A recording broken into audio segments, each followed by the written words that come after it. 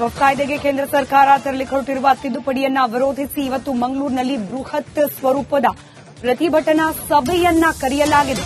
ಇಸ್ಲಾಮ ಸಮನ್ವಯ ಸಮಿತಿ ಬೃಹತ್ ಹೋರಾಟಕ್ಕೆ ಕರೆ ನೀಡಿದೆ.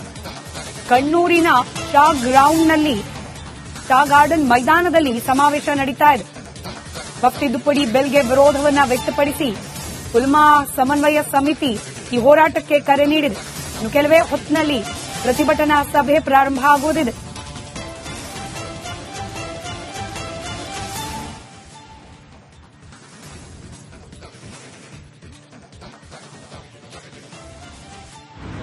ವಕ್ಫ್ ಕಾನೂನು ತಿದ್ದುಪಡಿ ವಿರೋಧಿಸಿ ಮಂಗಳೂರಿನಲ್ಲಿ ಬೃಹತ್ ಪ್ರತಿಭಟನೆಯನ್ನ ಹಮ್ಮಿಕೊಂಡಿರುವಂತದ್ದು. ಮಂಗಳೂರಿನ ಕಣ್ಣೂರಿನ ಶಾ ಗಾರ್ಡನ್ನಲ್ಲಿ ಈ ಪ್ರತಿಭಟನೆಗೆ ಎಲ್ಲಾ ರೀತಿಯ ಸಜ್ಜು ಕೂಡ ನಡೆದಿರುವಂತದ್ದು. ನಾವು ಸದ್ಯ ಇದೇ ಗ್ರೌಂಡ್ನಲ್ಲಿದ್ದೇವೆ. ಸುಮಾರು 2 ಲಕ್ಷಕ್ಕೂ ಅಧಿಕ ಮಂದಿ ಸೇರುವಂತಹ ಒಂದು ಪ್ರತಿಭಟನಾ ಸಮಾವೇಶವನ್ನು ಹಮ್ಮಿಕೊಂಡಿರುವಂತದ್ದು. ಇತ್ತೀಚೆಗಷ್ಟೇ ವಕ್ಫ್ ತಿದ್ದುಪಡಿಯನ್ನ ತಂದಿರೋದಕ್ಕೆ ವಿರೋಧ ದೇಶದೆಲ್ಲೆಡೆ ಆರಂಭ ಆಗಿರುವಂತದ್ದು. ಈ ನಿಟ್ಟಿನಲ್ಲಿ ಮಂಗಳೂರಿನಲ್ಲಿ ಬೃಹತ್ ಮಟ್ಟದ ಪ್ರತಿಭಟನೆಗೆ ಮುಂದಾಗಿರುವಂತದ್ದು. ಕಾಜಿಗಳ ನೇತೃತ್ವದಲ್ಲಿ 5 ಜಿಲ್ಲೆಗಳ ಕಾಜಿಗಳ ನೇತೃತ್ವದಲ್ಲಿ ಈ ಪ್ರತಿಭಟನಾ ಸಮಾವೇಶ ಈ ಕಣ್ಣೂರು ಶಾ ಮೈದಾನದಲ್ಲಿ ನಡೀತಾ ಇರುವಂತದ್ದು. ಎಲ್ಲಾ ರೀತಿಯ ಸಿದ್ಧತೆಗಳು ಕೂಡ ನಡೆದಿರುವಂತದ್ದು. ಒಂದು ಕಡೆ ಸುಮಾರು 50,000ಕ್ಕೂ ಅಧಿಕ ಜನರಿಗೆ ಕೂತ್ಕೊಳ್ಳಬೇಕಾಗಿರುವಂತಹ ವ್ಯವಸ್ಥೆಗಳಾಗಿರುವಂತದ್ದು. ಜೊತೆಗೆ ಬಿಗಿ ಬಂದೋಬಸ್ತ್ ಅನ್ನ ಕೂಡ ಕೈಗೊಂಡಿರುವಂತಹ ಪೊಲೀಸರು ಯಾವುದೇ ರೀತಿಯ ಅಹಿತಕರ ಘಟನೆಗಳು ನಡೀಬಾರದು ಅನ್ನುವಂತ ಕಾರಣಕ್ಕೆ ಪೊಲೀಸ್ ಇಲಾಖೆ ಈಗಾಗಲೇ ಮುಂಜಾಗ್ರತಾ ಕ್ರಮವನ್ನು ಕೈಗೊಂಡಿರುವಂತದ್ದು. ಆಯಾಕಟ್ಟಿನ ಪ್ರದೇಶದಲ್ಲಿ ಪೊಲೀಸರನ್ನ ನೇಮಕ ಮಾಡಿರುವಂತದ್ದು. ಸುಮಾರು 2,000ಕ್ಕೂ ಅಧಿಕ ಪೊಲೀಸರನ್ನ ನೇಮಕ ಮಾಡಲಾಗಿದೆ. 5 ಜಿಲ್ಲೆಯ ಎಸ್ಪಿಗಳು ಕೂಡ ಇದರ ಒಂದು ಕಾನೂನು ಸುವ್ಯವಸ್ಥೆಯನ್ನು ಕಾಪಾಡುವ ದೃಷ್ಟಿಯಲ್ಲಿ ಕೆಲಸವನ್ನ ಕೂಡ ಮಾಡ್ತಾ ಇದ್ದಾರೆ. ಮುಂಜಾನೆಯಿಂದನೇ ಮಂಗಳೂರಿನ ಉದ್ದಾಗಲಕ್ಕೂ ಕೂಡ ಪೊಲೀಸ್ನ ಬಿಗಿ ಬಂದೋಬಸ್ತ್ ಇರುವಂತದ್ದು. ಸುಮಾರು 4 ಗಂಟೆಯಿಂದ 6 ಗಂಟೆಯ ತನಕ ಈ ಪ್ರತಿಭಟನಾ ಸಮಾವೇಶ ನಡೆಯುವಂತದ್ದು. ಈ ರಸ್ತೆಯ ಪಕ್ಕದಲ್ಲೇ ಈ ಗಾರ್ಡನ್ ಇರೋದ್ರಿಂದ ಜನದಟ್ಟಣೆ ಆಗುವ ಸಾಧ್ಯತೆಗಳಿರೋದ್ರಿಂದ ಯಾರೂ ಕೂಡ ರಸ್ತೆಯ ಇಕ್ಕೆಲಗಳಲ್ಲಿ ನಿಂತ್ಕೋಬಾರದು ಅನ್ನೋದನ್ನು ಕೂಡ ಸೂಚನೆಯನ್ನ ನೀಡಿದೆ. ಯಾಕಂದ್ರೆ ರಾಷ್ಟ್ರೀಯ ಹೆದ್ದಾರಿ ಬೆಂಗಳೂರು-ಮಂಗಳೂರು ರಾಷ್ಟ್ರೀಯ ಹೆದ್ದಾರಿ ಬಂದಾದ್ರೆ ಎಲ್ಲಾ ರೀತಿಯ ಅವ್ಯವಸ್ಥೆಗಳು ಸೃಷ್ಟಿಯಾಗ್ತದೆ ಅನ್ನೋ ದೃಷ್ಟಿಯಿಂದ ಈ ಸೂಚನೆಯನ್ನು ಕೋರ್ಟ್ ಕೊಟ್ಟಿರುವಂತದ್ದು. ಒಟ್ಟಿನಲ್ಲಿ 4 ಗಂಟೆಯ ನಂತರ ಇಲ್ಲಿ ಜನಸಾಗರ ಸೇರುವುದಕ್ಕೆ ಎಲ್ಲಾ ರೀತಿಯ ಸಿದ್ಧತೆಗಳು ಆಗಿರುವಂತದ್ದು. ಯಾವ ರೀತಿಯ ಒಂದು ಪ್ರತಿಭಟನಾ ಸಭೆಯಲ್ಲಿ ಯಾವ ರೀತಿಯ ನಿರ್ಣಯವನ್ನ ಕಾಜಿಗಳು ಕೈಗೊಳ್ತಾರೆ ಅನ್ನೋದನ್ನು ಕೂಡ ಕಾದು ನೋಡಬೇಕಿದೆ.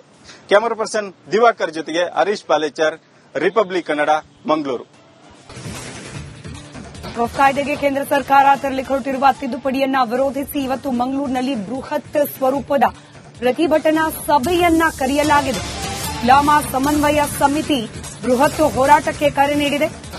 ಕಣ್ಣೂರಿನ ಶಾ ಗ್ರೌಂಡ್ನಲ್ಲಿ ಶಾ ಗಾರ್ಡನ್ ಮೈದಾನದಲ್ಲಿ ಸಮಾವೇಶ ನಡೀತಾ ಇದೆ. ವಕ್ಫ್ ತಿದ್ದುಪಡಿ ಬಿಲ್ಗೆ ವಿರೋಧವನ್ನ ವ್ಯಕ್ತಪಡಿಸಿ ಉಲ್ಮಾ ಸಮನ್ವಯ ಸಮಿತಿ ಈ ಹೋರಾಟಕ್ಕೆ ಕರೆ ನೀಡಿದೆ. ಇನ್ನು ಕೆಲವೇ ಹೊತ್ತಿನಲ್ಲಿ ಪ್ರತಿಭಟನಾ ಸಭೆ ಪ್ರಾರಂಭ ಆಗುವುದಿದೆ.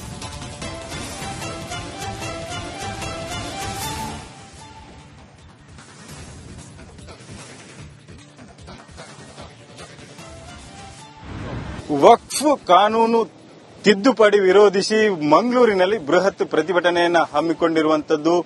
ಮಂಗಳೂರಿನ ಕಣ್ಣೂರಿನ ಶಾ ಗಾರ್ಡನ್ನಲ್ಲಿ ಈ ಪ್ರತಿಭಟನೆಗೆ ಎಲ್ಲಾ ರೀತಿಯ ಸಜ್ಜು ಕೂಡ ನಡೆದಿರುವಂತದ್ದು. ನಾವು ಸದ್ಯ ಇದೇ ಗ್ರೌಂಡ್ನಲ್ಲಿದ್ದೇವೆ. ಸುಮಾರು 2 ಲಕ್ಷಕ್ಕೂ ಅಧಿಕ ಮಂದಿ ಸೇರುವಂತಹ ಒಂದು ಪ್ರತಿಭಟನಾ ಸಮಾವೇಶವನ್ನು ಹಮ್ಮಿಕೊಂಡಿರುವಂತದ್ದು.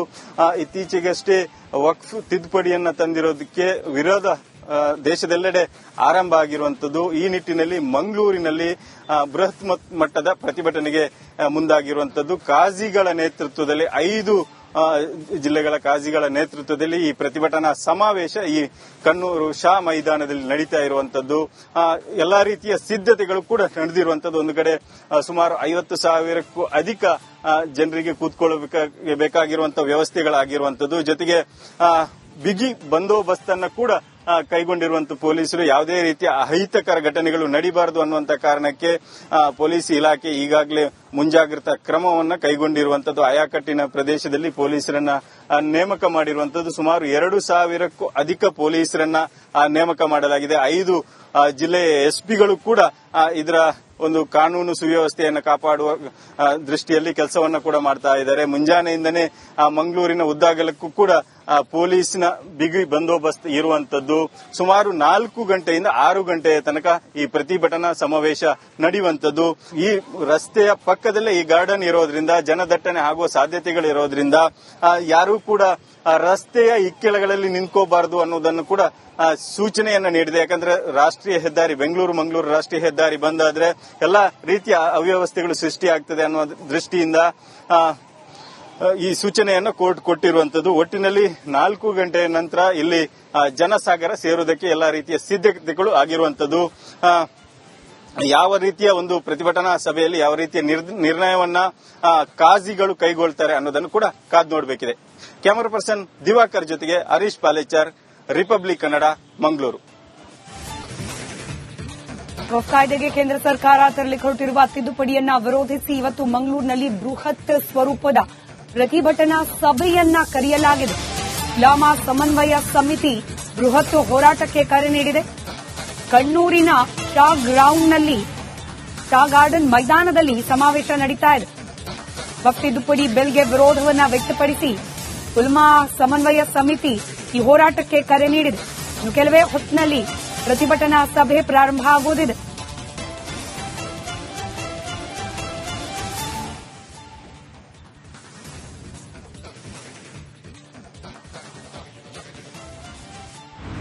ವಕ್ಫ್ ಕಾನೂನು ತಿದ್ದುಪಡಿ ವಿರೋಧಿಸಿ ಮಂಗಳೂರಿನಲ್ಲಿ ಬೃಹತ್ ಪ್ರತಿಭಟನೆಯನ್ನ ಹಮ್ಮಿಕೊಂಡಿರುವಂತದ್ದು.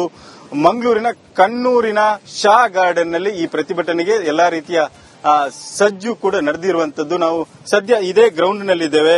ಸುಮಾರು 2 ಲಕ್ಷಕ್ಕೂ ಅಧಿಕ ಮಂದಿ ಸೇರುವಂತಹ ಒಂದು ಪ್ರತಿಭಟನಾ ಸಮಾವೇಶವನ್ನು ಹಮ್ಮಿಕೊಂಡಿರುವಂತದ್ದು.